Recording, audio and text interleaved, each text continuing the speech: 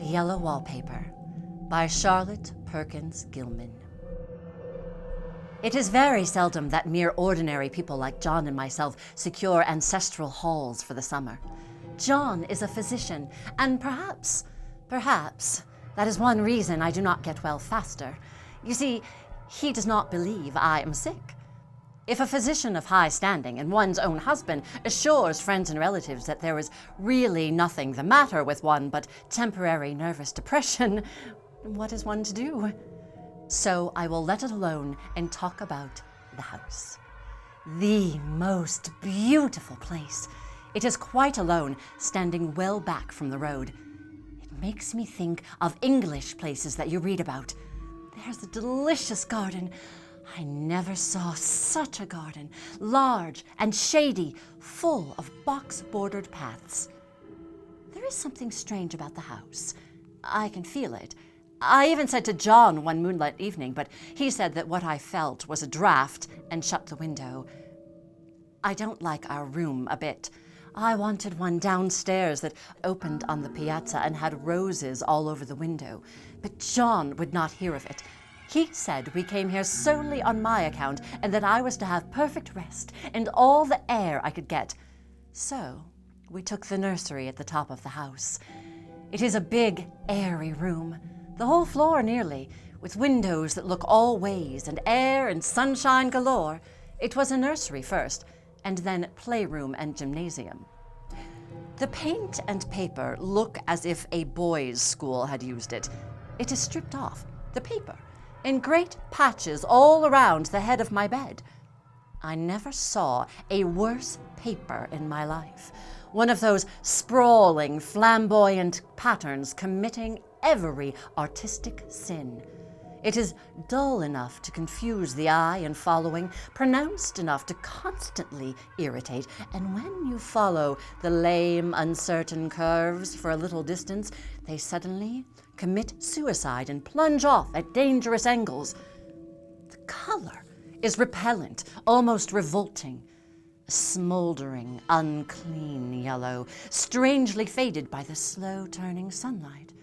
It is a dull, yet lurid orange in some places, sickly sulfur tint in others. No wonder the children hated it. I should hate it myself if I should have to live in this room long. There comes John. I must put this away. He hates to have me write a word. We have been here 2 weeks, and I haven't felt like writing since that first day. I'm sitting by the window now, up in this atrocious nursery, and there's nothing to hinder my writing as much as I please. John is away all day, and even some nights when his cases are serious. I'm really getting quite fond of the big room. All but that horrid paper. The paper looks to me as if it knew what a vicious influence it had. There's a recurrent spot where the pattern lolls like a broken neck and two bulbous eyes stare at you upside down. I get positively angry with the impertinence of it. I never saw so much expression in an inanimate thing before.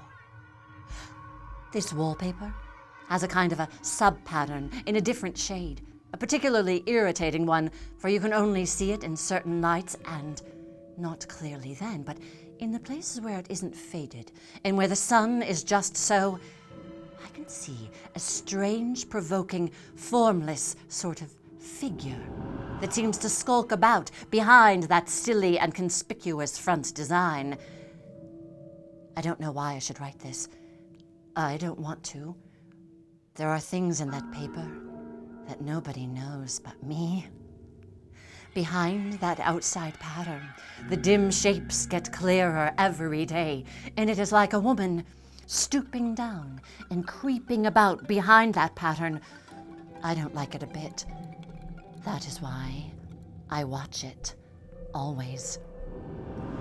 The front pattern does move, and no wonder. The woman behind shakes it.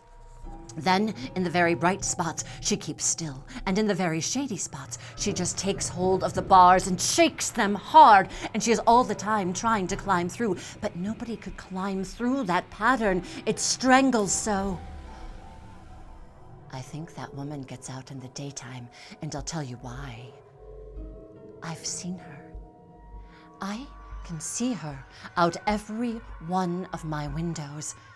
It is the same woman, I know, for she is always creeping, and most women do not creep by daylight.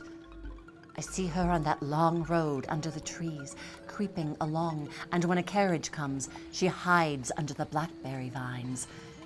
I don't blame her a bit.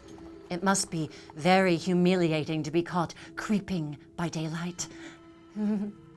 I always lock the door when I creep by daylight. This is the last day, but it is enough. John is to stay in town overnight. As soon as it was moonlight and that poor thing began to crawl and shake the pattern, I got up and ran to help her. I pulled and she shook, and I shook and she pulled, and before morning we had peeled off yards of that paper, a strip about as high as my head and half around the room. And then, when the sun came and that awful pattern began to laugh at me, I declared I would finish it today. I have locked the door and thrown the key down into the front path. I don't want to go out, and I don't want to have anybody come in. Not till John comes. I want to astonish him. I've got a rope up here. If that woman does get out and tries to get away, I can tie her. I peeled off all the paper I could reach standing on the floor. It sticks horribly, and the pattern just enjoys it. All those strangled heads and bulbous eyes and wattling fungus growths just shriek with derision. I am getting angry enough to do something desperate. To jump out of the window would be an admirable exercise, but the bars are too strong to even try. I don't like to look out of the windows even. There are so many of those creeping women, and they creep so fast, and I wonder if they all came out of the wallpaper as I did. But I am securely fastened now by my well-hidden rope. I suppose I shall have to get back behind the pattern when it comes night, and that is hard.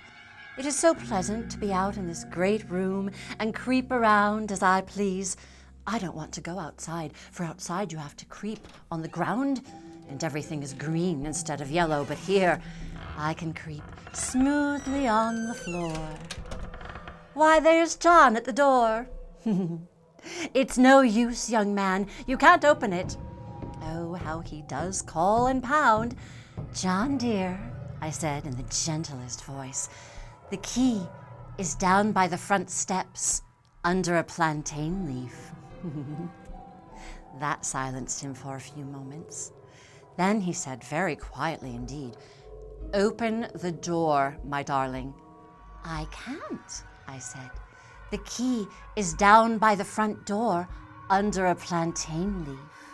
He got it, of course, and came in. He stopped short by the door. "For God's sake, what are you doing?" he cried. I kept on creeping just the same, but I looked at him over my shoulder. "I've got out at last," I said, "and I've pulled off most of the paper, so you can't put me back." Now why should that man have fainted? But he did, and right across my path by the wall, so I had to creep over him every time. The end.